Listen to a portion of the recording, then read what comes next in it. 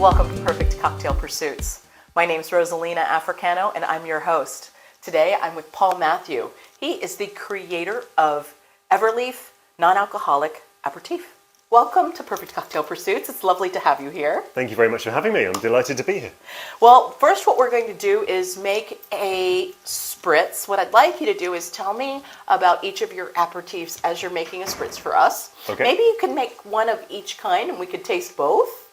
Okay, well we can do two at least. Yeah, that's what I mean. We could do two. And then I'd love to hear how you decided to create. What was your inspiration, and how are you here today at Mindful Drinking Fest? Sure. Firstly, it's great to be here at Mindful Drinking Fest. I've had so many great conversations with people. As a brand, we're 4 years old now, but only about 4 months in the US. So for me, every conversation we have in the US is like starting again. It's working out what's going on here, working out what people are interested in, what resonates, and telling the story of Everleaf. So it's been a really good day, actually. Lots of really excited, interesting people. That's wonderful. You know, there was a lot of energy today at Mindful Drinking Fest, and I think they sold out today. There are 300 people through the door. Did you talk to 300 people today? I feel like I've told the story of Everleaf 300 times, for sure. Well, why don't we start out with the first one here. Okay. This is? So Mountain. We have, three all named after the biomes that inspired them. So we have marine, mountain, and forest. And I guess in that order of kind of increasing complexity and bitterness and flavour intensity. Marine is kind of the crisp and refreshing one. Mountain's really aromatic and kind of sits in between the two. And then forest is the big earthy, bittersweet one. But, I mean, conversely, Forest was the first one in the portfolio, so Forest was the one 4 years ago. Okay. And that's what really caused everyone to take off. And then that was so successful that we went ahead and did the other two. So it's a culmination of my backgrounds, really. I started my career as a conservation biologist. So I travelled to loads of places around the world, but I was bartending in my spare time. So for me, I was working in all these environments. My particular background is in plants, so getting to know the ecosystems that those plants were from, but also drinking amazing things at the same time. So I had projects in Brazil and was drinking caipirinhas up and down, seeing how they're made in different ways. Right. I did my dissertation in Jamaica and was having amazing rums and coconut water and sugarcane, and seeing all the jars of things on bar tops, macerating and infusing. I had projects in Vietnam and South Africa, and so all over the place, and so kind of the drinks and the biomes that I was working in became synonymous. Where's home for you? Well, I'm the brand and myself, I'm a Londoner. So, you're a Londoner, okay, got you. So we're based out of London, but I'm currently based in Reykjavik because of my wife's job. So I'm in a wonderful environment that's like 15 minutes out into the middle of nowhere. We've got the sea all around. So it's wonderful from the perspective of enjoying being outdoors and being part of the natural world. Well, let's talk about what shall we make first? We have Betty Buzz. This is their tonic water. And we talked about Mountain being more aromatic. Yeah. And we talked about this one being more earthy. Yep.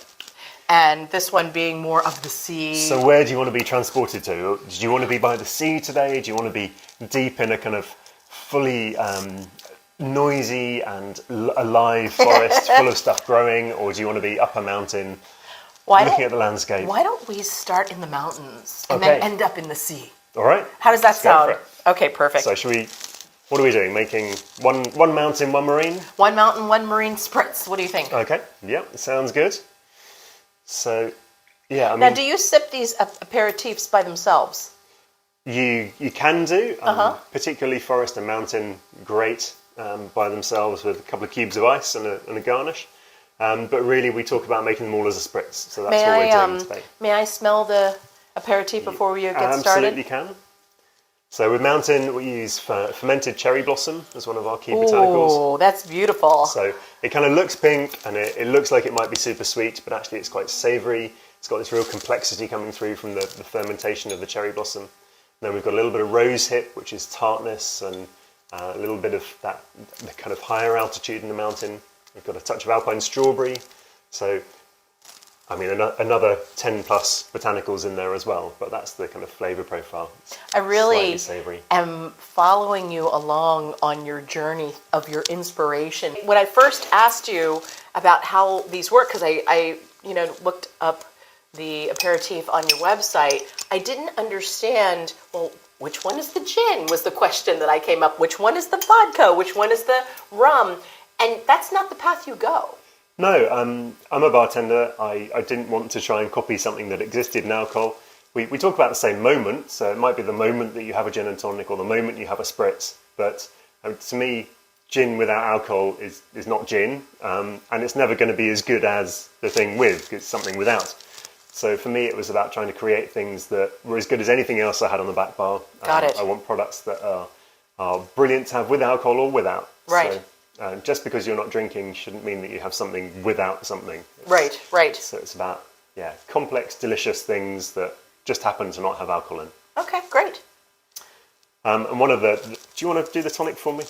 I'd be happy to do the tonic for you, sorry. How much would you like me to pour? Oh, I don't know, about half of Tell me that, when. I think. That sounds good. Yeah. That sounds good. I just hear it. Look at that fancy spoon. Yeah, we have our nice big bling Everleaf spoons here. So actually the icon we have, the Forever Leaf, is all about that. And the name itself comes from that, wanting the plants to be around forever. Okay, got it. We give 1% of our turnover to charity, the charity I used to work for, Fauna and Flora International. So they do work in conservation work in all these biomes. We try and source all our ingredients sustainably. We try not to use things like plastic in our production. We're on a path to being carbon neutral and things like that. So, well, I think I should have a part of our taste. brand. Please do. Should I find you a glass? Would you like a taste as well? I've tasted quite a lot today. Okay, I very understand. familiar with it. I love it still, and I'm delighted that after 4 years, I still really enjoy drinking them all. But I'll do the marine one as well. That's not sweet. And I don't mean that In a very positive way. I mean that in the most positive way. I was expecting it to be sweet. Maybe the pink led me down that path. You already told me it wasn't sweet, but I still was kind of going to stop talking now. Let me have a taste.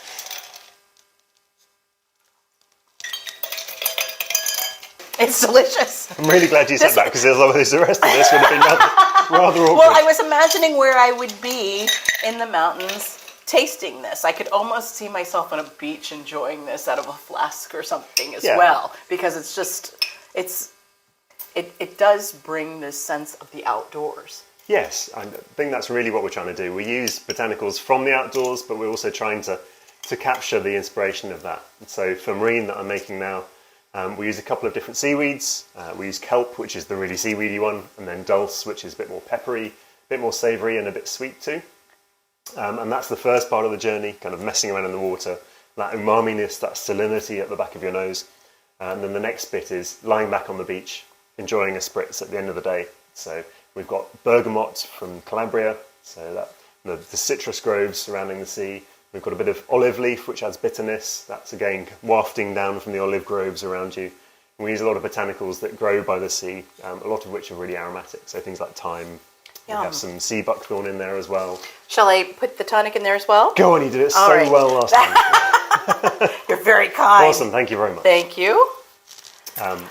What you do when you add the bubbles to this, use any sort of bubbles you like, whether that's soda water or prosecco or anything else, it lifts all the botanicals off. So I was kind of looking forward to the spirit being a little green, since you were using kelp and seaweed and things like that. Yeah, no, this one's pretty colourless.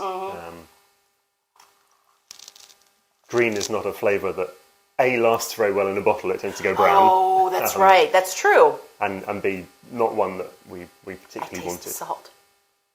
I taste the salinity. I don't taste salt per se. Yeah. I think it's umami we're trying to get from the seaweed. Someone today was like, "Oh, it's full of umami. I'd love to have that with food." And it's great. That's exactly. Well, these are beautiful, beautiful spritzes. And hopefully they transport you to they trigger some memories and transport you to how you think of that environment.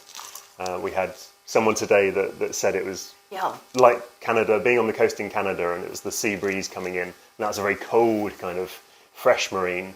Someone else said it was like being in the Mediterranean, and that's a different warm marine, but you totally get that. It can be a different experience for different people.